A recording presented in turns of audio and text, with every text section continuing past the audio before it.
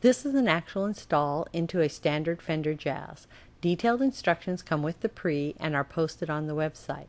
Here's what it looks like after we're done. We chose the black knobs for this installation, which are an option you can request. For the install, you'll need 6 tools: a Phillips screwdriver, wire snips, wire stripper, small flat screwdriver, pliers, and a heat source. We'll use matches. When you unpack the preamp, you'll see a battery and a package with 2 ferrules in it. First, remove your existing control plate.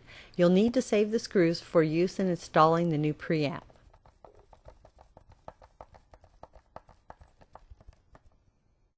Set them aside where they won't scratch the base body.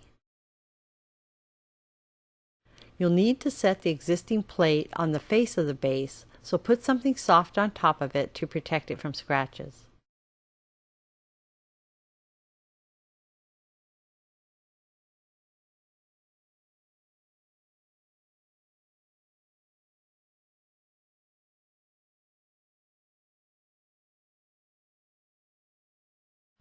Check the fit of the battery in the cavity. The preamp is designed to drop into the existing cavity, but sometimes there's a variation in the width. This is primarily in the vintage basses.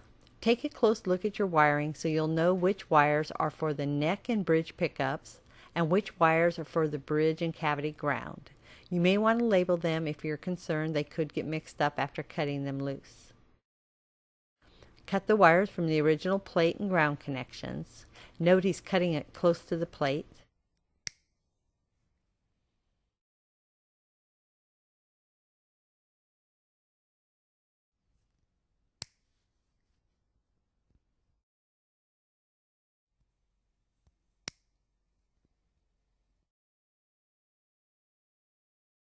Strip each wire back 0.2 inches so you have bare, clean wire. We're using very inexpensive strippers. Just take care you don't nick the wires.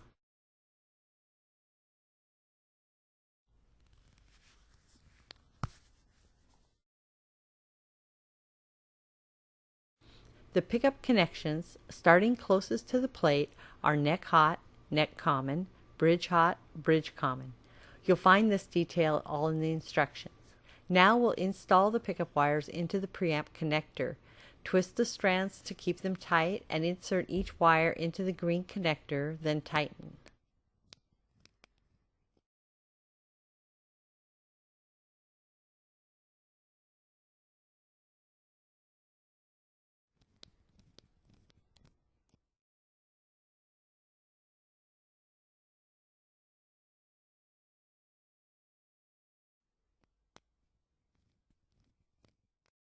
Next, we'll connect the 3 ground wires.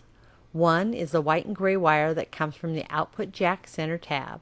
The other 2 are the bridge and cavity ground wires. Insert all 3 wires into the ferrule, then crimp with pliers. Note we put an extra crimp in the bag just in case you need to redo it. Now to insulate the electrical connection, slide the heat shrink over the crimped ferrule, then reduce it. For a heat source, we're using a match, but you can use a different heat source. Just be careful no matter what you use.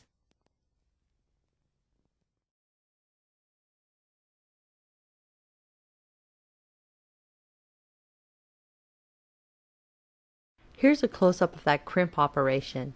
The bridge and cavity ground are twisted together for ease in handling. Then we add the gray and white wire and slide the ferrule over all 3.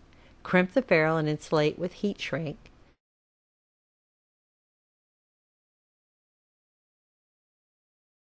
You can see it doesn't take much heat.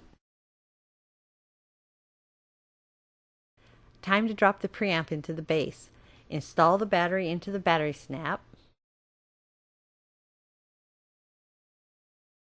Note how the battery fits into the cutout on the circuit board. There's a small tab on the circuit board that fits just behind the battery. This keeps it from sliding into the jack. Fit the wires in alongside the circuit board on the pot side. Make sure they aren't trapped between the circuit board and the battery.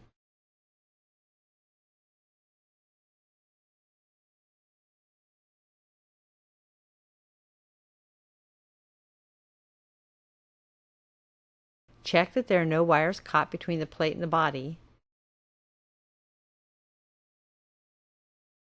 Now you can attach the plate to the base body using your original screws. Notice he's turning the screws counterclockwise first so that the entry thread on the screw backs up to the entry thread on the base. You can feel it drop in, then he screws it into place.